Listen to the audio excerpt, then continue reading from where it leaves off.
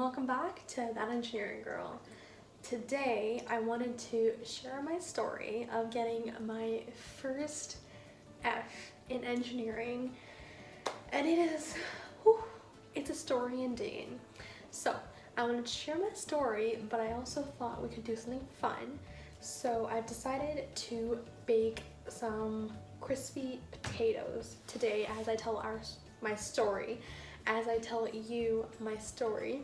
So we're gonna bake some yummy potatoes, and this is my holy grail recipe because nothing has ever worked for me before. So this one actually works. It actually works. So I'm gonna show you how I make some amazing potatoes, and I'm also gonna tell you a painful story. But I'm smiling, so clearly, it doesn't last. The story moves on. So without further ado, let's get into it. Okay, so the first thing that I'm going to do is grab a knife. Now I have some potatoes here that are already washed, so you probably want to do that. And I also have a pot here filled with water for ease of filming. I don't usually do all of this setup stuff, I just do it one by one usually. But this is so I can just stand here, talk to you while doing all this. So I'm gonna start cutting the potatoes. I'll show you later on how I do this. But let's start at the beginning. So what is this story even related to? Let's talk about that first. So this semester I was taking a course, a computer science course on data structures and algorithms. And oops, maybe this is a lot of noise, I'm not sure. Hopefully you can hear me. So I was taking the course, maybe these are too small. Yeah, talking and cutting together, probably not the brightest idea, but we'll make it work. Okay, so I was taking a computer science course, and because everything was online, we only had 3 assignments. So the first one was 20%, and the other 2 were 40% each. And we essentially had to build our own systems and solve these problems he gave us without using any libraries, because then what's the whole point of having a course on data structures and algorithms, right? So I was taking this course, and for the 3rd assignment, I had this beautiful system. It was on trays, which for those of you who are familiar with data structures and algorithms, are not fun to build from scratch. They are not fun to deal with from scratch, but it was an interesting challenge. I actually really enjoyed building the system, and I was so proud of myself for what I built and how I solved the problem, because I think it was a very efficient and effective solution for what we were given. So I submitted this and I tested it so thoroughly. I spent a lot of time on doing this assignment. I was very proud of myself, and so I submitted it. I was so sure that I was going to get an A, which meant because I got an A on the other 2 assignments, I would get an A+ in the course. But you already know that didn't happen. So what did happen? Now these are a bit small because I'm talking to you as well, so maybe I should start cutting these bigger. You do not want them this small. I do not want them this small. So let me pay attention to how I'm cutting these. Okay, so I remember I had taken a nap during the day, later on, a week from when I submitted it, and I got my results by email. That's just how the professor did things. We did things through email, no D2L or any technological fancy stuff. So I got my grade through email, and my TA literally said, "You failed all of our tests," which according to the professor's grading scheme means that you got an F, so you failed this 40% assignment. Now, I can clearly tell you, when I saw that email, I kid you not, time stopped for me. Like, I was breathing so hard, and my brain had literally short-circuited, because in the most humble manner, I've been a very academically successful student, so I've never been in such a situation like this before. So when I say my brain short-wired, it literally short-wired. So here I am, just woken up from a nap. And you know how your brain is kind of foggy when you wake up from a nap? So I'm dealing with that too. And it was just an absolutely terrible, terrible experience because I literally felt like I could not breathe. And then I said, okay, like, calm, like, breathe. I went through the whole emotional regulation thing that I've been working on. So I breathed a lot and I was like, okay, let's test this, because they send you all the tests that you fail as well. So that's what I did. I downloaded all the tests and I actually tested it against my system, and they were right. It was not what should have been outputted by the system. So I was so confused at this point. And you know what I'm gonna do, because I'm really screwing up these potatoes, is I'm gonna cut some of these and continue on with the story. So I'll be right back. Okay, so I'll continue on with the story now. I've cut a few more potatoes. How you probably want them is this big. You can honestly do them however big you want, it doesn't really matter. So I think, how do I want to do this? You know what's a better idea? Let's do that first. Maybe not. Let's not. Okay, let's not do that. Okay, so where was I?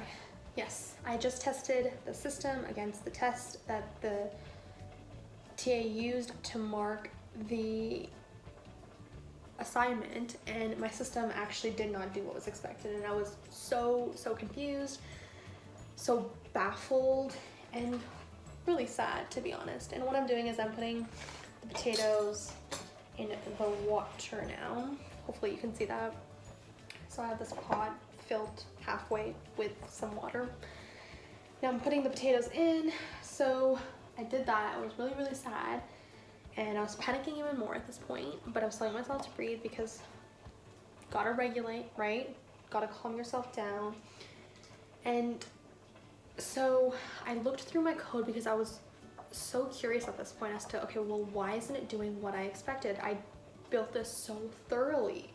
Like, I was so certain when I got that email that they had gotten something wrong. I was so sure. And so I finally figured out what the problem was. And the problem was that in Java, which is the language that we were using to build these systems, in Java, there's this library, I'm not really sure what to call it, but essentially there's this topic, there's this thing called regular expressions, and you can essentially use them to search input to see if it contains certain things. And I used regular expressions to determine if the input was valid or not. Now, a mistake I made, because the input, there were so many conditions on what was valid or not, I accidentally edited my regular expression towards the end to accommodate one of the more complex additional features, because I do my development iteratively. I never do it all together at once. So at the very end, when I edited it to accommodate one of these special cases, I did it in such a way that I tested the complex case and assumed that because the complex input case was working, that the most simplest case all the way down, so from most complex to most simple, would work. Everything in between would work because the most complex case was working. That's my first mistake, and probably my biggest mistake, is I assumed that. So I tested the most complex case, decided, oh great, it works, moved on with my life. So I figured out that the regular expression change that I made towards the end to accommodate that special functionality actually broke the system, because the system would then take in all input parameters that were longer than one character. So you had two parameters that you were giving in, I believe, and so the second parameter needed to be greater than one character for the system to think it was valid, when really it could be one character. And because of the way I had written the regular expression, it didn't accept one character.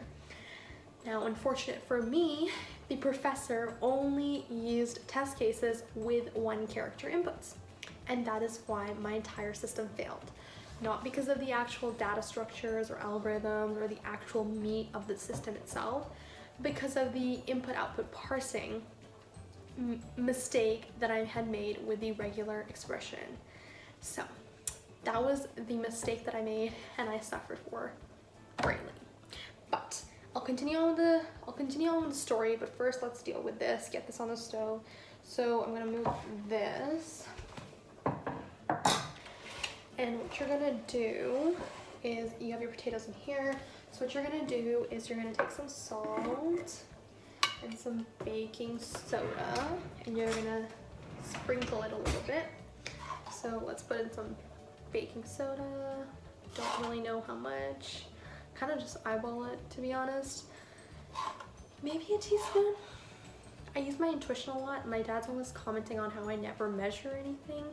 I just do what feels right, and to be honest, it works for me about 99% of the time, because sometimes my physical motor stuff is not in tune with my intuition.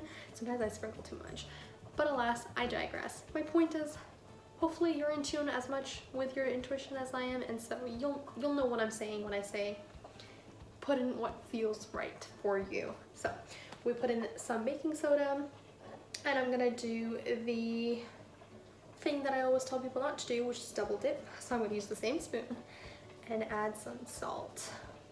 Once again, follow your intuition here. We're gonna add salt later on anyways, so it doesn't really matter. But yeah, let's add some salt. Now, mix it all up. Now put this on the stove on medium, I believe. As you can tell, I do a lot of things by intuition.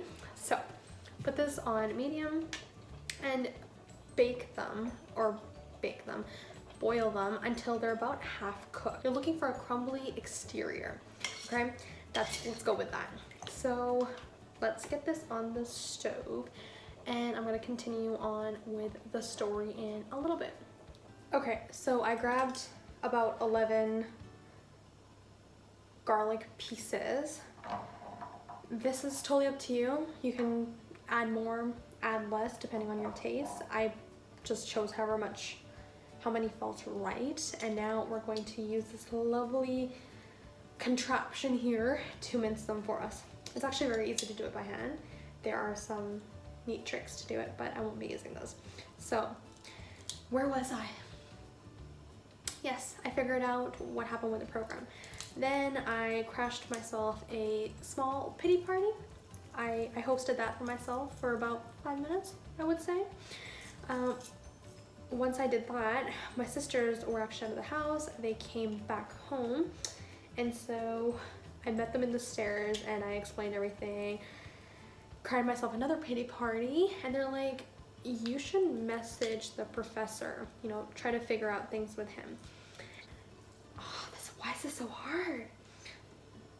And just mention that in the email as well, and see if he can maybe move some of the weighting around, and just talk to him and see if he can do anything. Oh, why was that so hard? Okay, so I went back upstairs, emailed my professor, and honestly, I respect my professor. He's very in touch with what he says, and he's very, what's the word for it? He's very principled. Like, he sticks to his word. He's very, very honorable, I guess you would say. Like, he sticks to what he says. He's not wishy-washy or anything. So he replied back saying, look, I'm sorry about what's been going on, but I can't do anything. Like, the rules were clear. Like, you were going to be tested on random tests, and your mark is based off of how many you fail. Some of you might think that it's a bit harsh, but like I said, I actually respect him for how much he follows his principles. But let me mince the rest of this, because even though I work out like crazy, like seriously like crazy, I don't know why this is making me out of breath. So I'll be right back. Okay, so I minced the garlic, crushed the garlic. I actually didn't do all of them. I left 5. May add some later. But now I'm gonna add some salt and pepper. And let's sprinkle some in. I have a spoon here. Once again, to your liking. I like to keep the pepper light. I do the salt by intuition. I haven't failed. I don't want to use the word failed. I haven't added too much salt before yet. And I did this during Ramadan, so I hadn't actually tasted anything. So I trust, hopefully, that will happen today.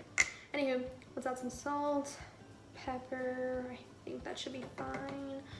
I'm gonna double dip again, add some pepper.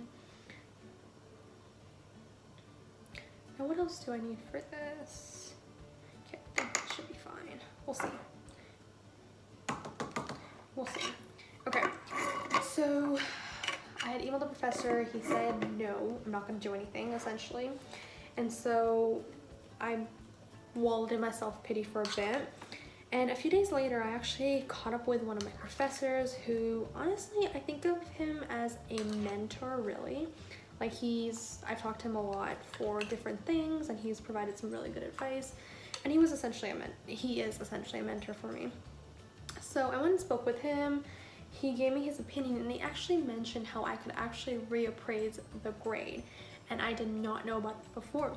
So I thought I had a valid reason for reappraising it because he had failed me on a 40% assignment because of the fact that I had messed up IO parsing when the course was on actually data structures and algorithms, and that part of the system I had done perfectly. So I had some good reasons to ask for a reappraisal of grade. So I did that. Don't think this is how engineers do work. Please don't do all this intuition stuff at work. Actually, measure and know what you're doing, okay? I don't do this at work. So I went through the whole reappraisal process, which was an entire experience on its own, honestly, because the university has official policy, but I guess we don't follow it to the T. So eventually got a reappraisal done, and I was so hopeful because I had very good reasons for getting it reappraised.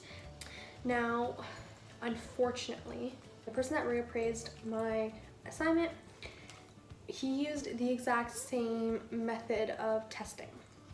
So what I learned from that is that they will, at least in my experience, they will reappraise your grade based on the fact that, okay, did the person that marked it, did they mark it wrong using the grading scheme already in place? They won't consider the fact that the grading scheme itself might be unfair, which was my argument. So unfortunately, my F did not change, and I had to stick with that mark. So yeah, I got my first F. Now I'm done squeezing this. I'm gonna take out the seeds, put it in there, mix it up, and I'll be back. Okay, so I did all of that. I actually ended up adding cilantro as well. Usually I add mint and it is perfect, but we're out of mint, so I just added some cilantro. Okay, so the potatoes are done. I've laid out this cloth here, and what we're gonna do is we're gonna dry the potatoes, okay? I promise you they're gonna be worth it, so just if I'm willing to put in this effort for potatoes, you know they're good, because I'm a potato fanatic, okay? So you're gonna take some sort of strainer and you're just gonna literally put them on. I'm using this small handheld strainer that we have, so. Okay, so this is how they should look like after being boiled. So as you can see, that's like what I meant by they should be crumbly. Okay, so I lined a tray with aluminum, put lots of olive oil, and that's the key. Make sure to be very generous with your olive oil. I noticed that makes a huge difference. And then put your potatoes on there. Now, I made too many potatoes, I just realized. Thankfully, my sisters will be coming home, so hopefully they will have a lot. So what we're gonna do is we're gonna add our seasonings. So I prefer thyme, rosemary, oregano, and salt. So we're gonna add those. And I also started the oven at 425. So what happened after? Well, at that point, I had two options. Well, one option really. I could keep the mark or CR it. Now CR at my school means credit, so you'll get credit for it. You can use it towards, you know, as a prereq and all that jazz. You just won't have the course count in your GPA. Now, it's a bit of a controversial topic because a lot of people, some of them say, yeah, CR all you want. Some people are like, you shouldn't CR at all. And my opinion is you should only CR if you truly feel that your grade is unfair. And that was what my professor said to me as well, and that's kind of where I've picked up that opinion. The professor that I consider as a mentor, basically. So he said that to me and it stuck with me. So I decided to CR it, and CR can only happen if you have a grade of C- and higher. So that was my mark, was C- and higher, with my other 2 assignments combined with this assignment that I failed. So I eventually decided to CR after asking multiple peers and all of that, asking my online community, because I'm part of a few different technological groups, if you want to call it that, especially female groups of all people in STEM and all that jazz. So now I'm putting a lot more olive oil on top. That's what you want to do. Coat them very, very well. So we're doing that. So I decided to CR the course. And that is the story of how I failed the first time I got an F. I don't want to say failed, the first time I got an F in university during my engineering degree. So I think this much oil should be enough. I'm not sure actually anymore. These are a lot of potatoes on here. I squished everything on here. I'm not sure if that's a good idea. You probably don't want that. You probably want space, but that's just how it goes. So I'm going to mix this all up, pop it in the oven, and I'll show you what the result's like.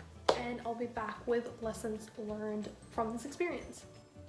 So look at this deliciousness. I'll be honest and say I already tried one and they turned out fabulous. So another success. And then of course we have the sauce that I made, and I'm not kidding you that these two paired together are absolutely fantabulous. All right, so I learned 3 main lessons from this experience of getting my first F in engineering. So the very first lesson and the most important is never, ever, ever, ever, ever assume that just because the most complex test case passes, that all the other test cases will also pass. Don't assume that.